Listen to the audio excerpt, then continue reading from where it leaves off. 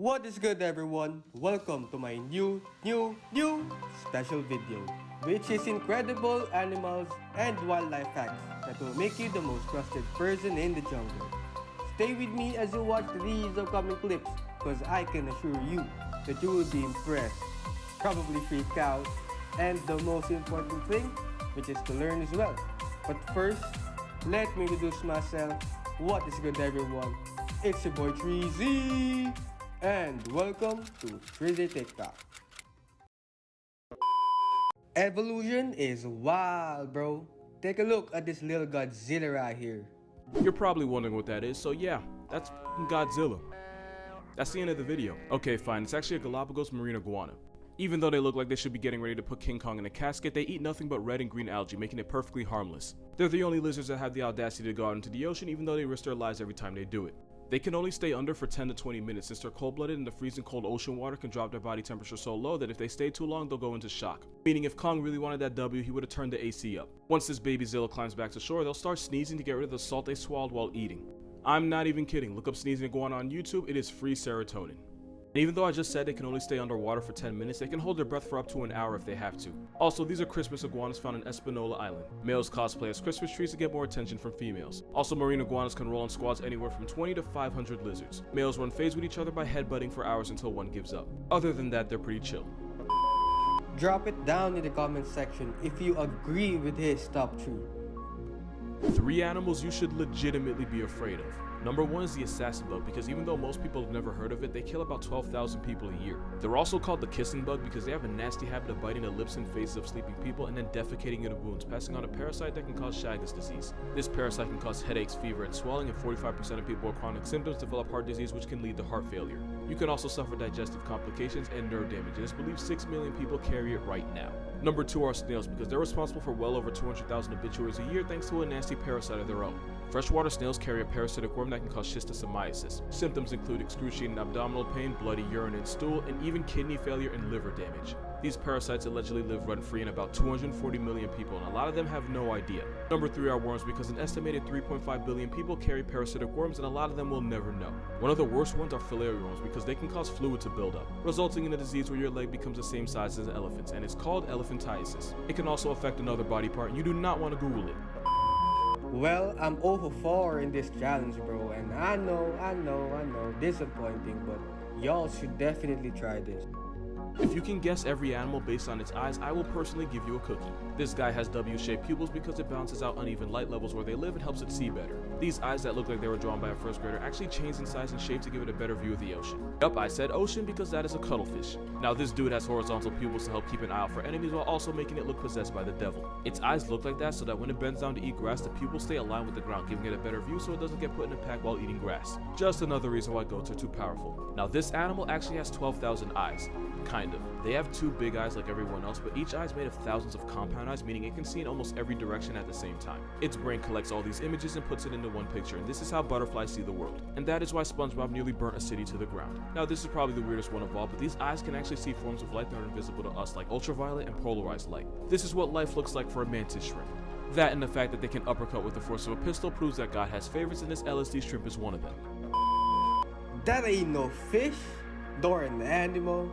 That's straight up ugly looking ass demon.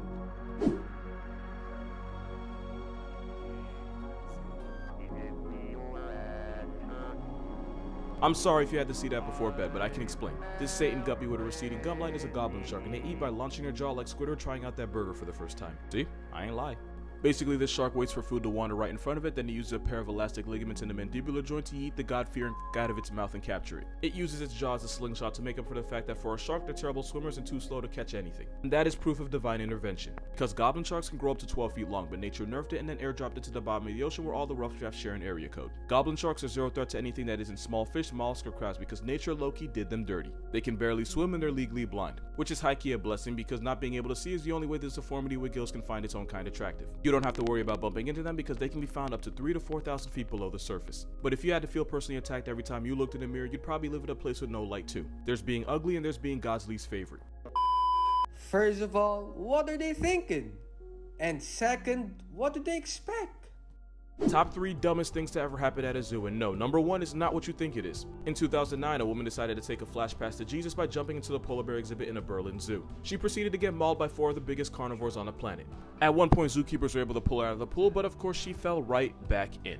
She also did this during the polar bear's feeding time. Apparently, she lost her teaching job and was so depressed that she decided to factory reset her life in one of the worst ways possible, and zookeepers were actually seconds away from shooting the bears just to save her. Luckily, she and the polar bears lived. In 2007 in San Francisco, 3 dumbasses who will not be named decided to taunt Tatiana the Siberian tiger just to see what would happen. What happened was she decided to make the census 3 names lighter. Motivated by malice, Tatiana jumped over a nearly 13-foot wall and violated all 3, murking 1 and severely injuring the other 2. And what's true today was true back then. If you're young and dumb, you will get paid, and after getting sued, the zoo had to pay a $900,000 stupid tax to the brothers. Number 1 isn't actually this. Because in 2012, a mother lifted her son over a railing to get a better look at the animals. He then dropped the 2-year-old into the African wild dog exhibit. He survived the fall, but not the dogs. And if you know how African wild dogs hunt prey, you know this was very bad. On top of all that, the mother sued the Pittsburgh Zoo for negligence.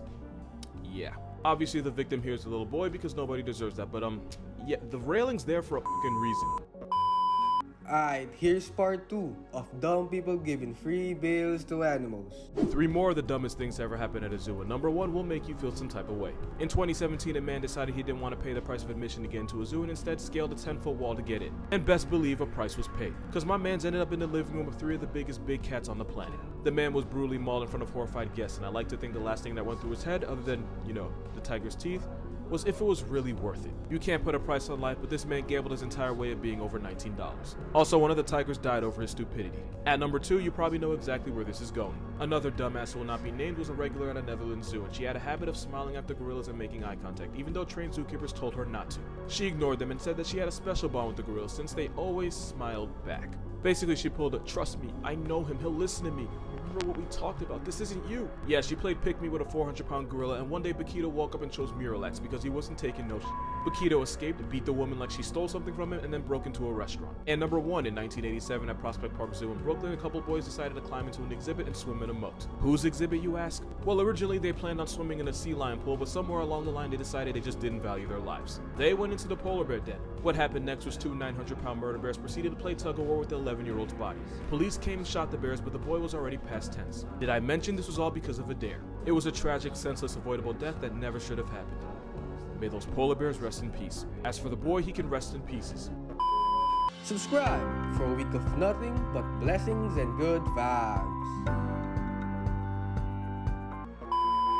All that size and all you eat is what?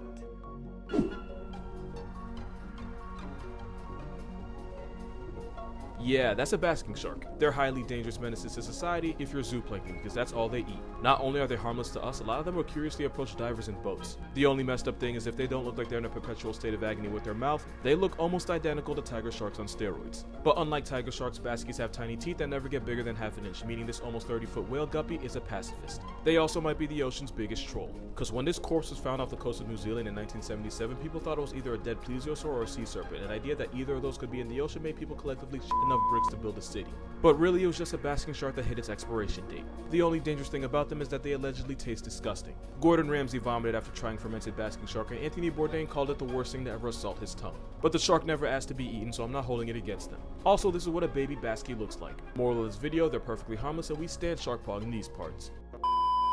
What? Even them experience that? That's tough, bro. Yeah, so I should probably explain this story. So obviously during COVID, people couldn't go to zoos, and the animals that were used to seeing people every day started to miss them, and that included eels. Because spotted garden eels in a Japanese aquarium had bad social anxiety, they would instinctively bury themselves in the sand whenever a person got near them. But eventually, after being exposed to people every day, the eels became familiar with humans and got over their shyness, which was good because scientists could study them without the eels trying to hide in the sand. But of course, with the zoos closed for COVID, the eels became unfamiliar with people, and they went back to hiding in the sand whenever the scientists would approach them, which is how they got an idea. The Japanese zoo asked people to FaceTime the eels to remind them of the existence of humans and help them overcome their crippling social anxiety and make it easier for scientists to study them. 2020 had a lot of weird headlines, but a zoo asking people to FaceTime introverted eels in the name of science is definitely up there. Ain't no way a man nor an animal can escape these dangerous flying predators. Top 5 most dangerous things in the air. First is the peregrine falcon because they dive bomb their ops at 240 miles per hour, hard enough to origami their spine on impact. And since they make a fist with their feet when they hit, they deadass falcon punch pigeons into a pack. Lucky for us, they don't go after humans. Which brings us to the magpie, who will actively run smoke with people, especially during breeding season. Exhibit A, pay attention to that shadow. As honey badgers with Red Bull, magpie attacks are so common that Aussies often wear helmets to protect their dome piece. And since they remember faces, beefing with one is signing a max contract with pain and suffering. 3 are Africanized honeybees. African bees were brought to Brazil because they were more efficient, but one unnamed dumbass released them. They started interracially dating European bees, and the result was a new type of bee that was 10 times meaner than before. These hood bees will chase people for a quarter of a mile, they sting 10 times more often than the Europeans, and they've taken 1,000 people off God's roster. Number 3 is the tsetse fly, because it makes that same roster more than 10,000 names lighter every year thanks to a disease that attacks the brain and causes paranoia, hallucinations, and eventually it prevents you from sleeping, which is why it's called sleeping sickness. And if not treated, it could put you to sleep permanently as your body shuts down thanks to this op-ass fly. But number 1 is the biggest op of all, the Anopheles mosquito, since they can murk over 1 million people in one trip around the sun. They transmit diseases when they suck our blood, and one of them destroys red blood cells, meaning they reduce your ability to carry oxygen and causes your tissues and organs to disintegrate from the inside. Which is why if you add up every war in human history, it'll still have a lower body count than this buzzing Bundy. These rare creatures, bro, such a unique way to catch a prey.